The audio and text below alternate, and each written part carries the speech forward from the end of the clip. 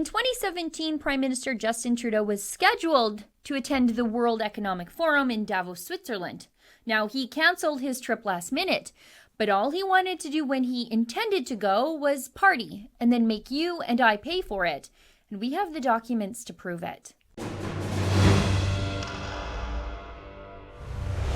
Last month, we received 773 pages of access to information documents related to Justin Trudeau's plans to go to the World Economic Forum in Davos, Switzerland in 2017. Now, thankfully, Trudeau did not end up going on that trip. Instead, he opted for a cross-country town hall tour because a little something known as the Aga Khan report had just come out, wherein Trudeau was found guilty of ethics violations for spending a quaint family holiday on the spiritual leader's private island. Trudeau thought a cross-country town hall tour to plague Canadians with his mumbling and his fumbling and his constant scolding, well, that would somehow rehab his image. Now, it's taken a few weeks to read through all of this, and there is so much relevant, important, and frankly disturbing information in these documents, emails, and briefing notes that it's going to take me a series of stories to break it all down and give it to you in such a manner that I'm not forcing you to drink from a fire hose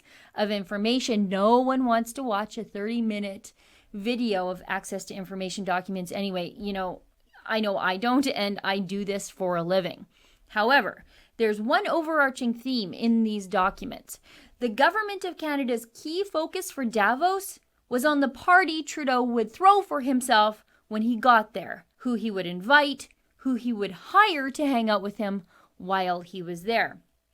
Actual meetings with business leaders or foreign leaders, well, they were tacked onto the agenda later, and those meetings with businesses and foreign leaders, well, they're pretty darn troubling, given what we now know about Justin Trudeau's censorship plans that he just released in his party platform. But hang on, folks, I will get to all of that tomorrow.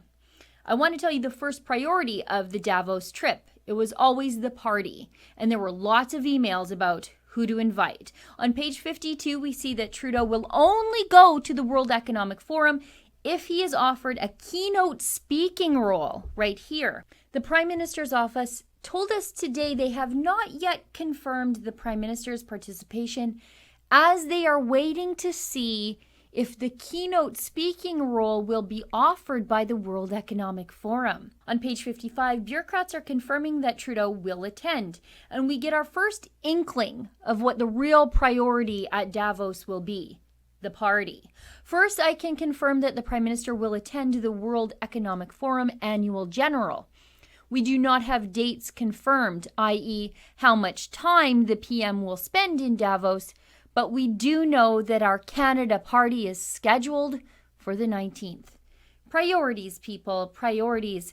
By the way, speaking of priorities, I've already given you a sneak peek of this part before in a previous report. On page 59. We can see that Trudeau's office wanted to hire Drake or The Weeknd to play at Trudeau's party in Davos. Prime Minister's office had given Drake and The Weeknd as examples and had expressed an interest in a $100,000 proposal from C2. We also see that Liberal-linked Canada 2020 approached the Prime Minister's office regarding a partnership for this Canada party, and they would raise their own sponsorship funds directly, thank God. I love this line here.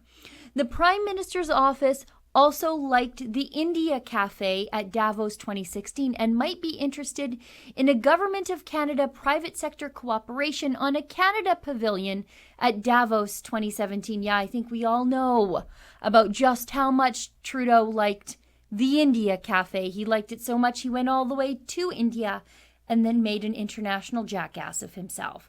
On page 1112, we can see again what the true priority is here, and it is certainly not the economic state of affairs in the world or Canada for that matter. Look at this. The only confirmed Prime Minister event is the Canada reception on January 19th. Now that's the party. The reason that Trudeau will be in Davos, his party where he wanted to hire Drake and The Weeknd with our money to hang out with him for the night. On page 210, we see the list of things Trudeau is invited to while he's in Davos. I'm going to read these slightly out of order because I sort of kind of want to save the best for last. Okay, they have a governing globalization panel. They have an entire panel dedicated to trying to tell Donald Trump what to do, called Priorities for the Next United States Administration. Yes, good luck with that one, elites of the world. Godspeed to you. There's another panel called The Future of Humanitarian Response, something called the Stewardship Board Meeting on Education, Gender and Work, which sounds like a very specific circle of hell meant just for me. There's a breakfast panel called Bridging the Equity Gap, a panel called Addressing the Middle Class Crisis, another event called Disrupting the Status Quo of Gender. Again, something they could probably torture me with if I ever end up in Gitmo for thought crimes or something. And this is the one that I thought was the best, that I wanted to save for last.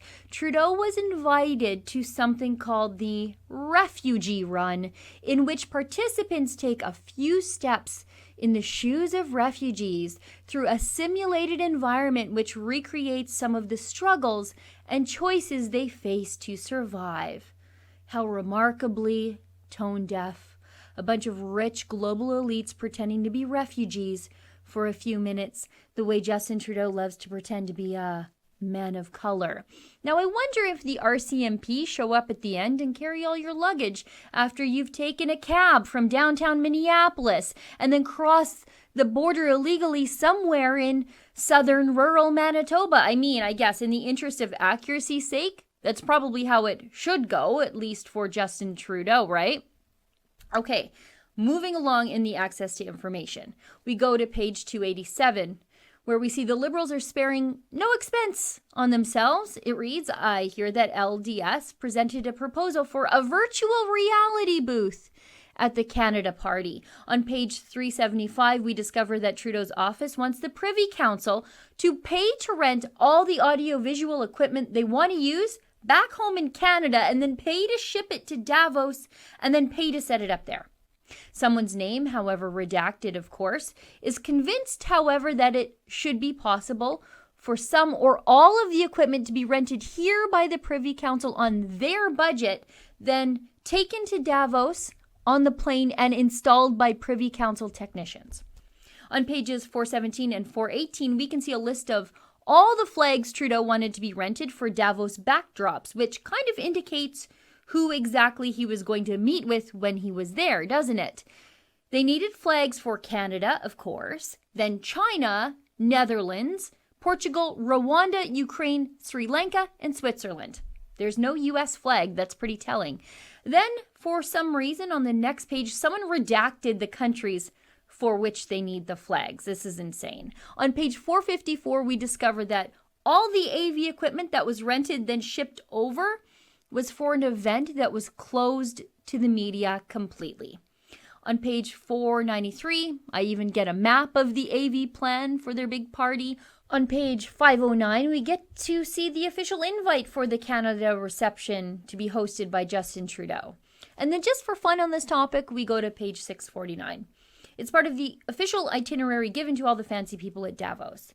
And for this, I think we should all be kind of glad that Trudeau didn't end up going to Davos despite all of his expensive plans to attend. Trudeau could have attended something called a musical journey. The dress code for the soiree is black tie or traditional dress. And we know that for Justin Trudeau, black tie means black face.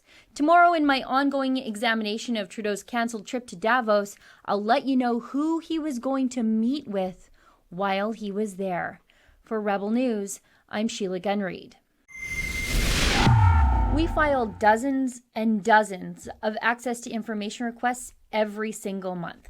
That can cost us thousands of dollars, and then we have to go through each and every single one with a fine-tooth comb. They aren't all winners, but we don't know until we read every single page. But we are asking questions the mainstream media just isn't. If you can help cover the cost of doing these sorts of investigations that nobody else is, you can donate today at donations.rebelnews.com.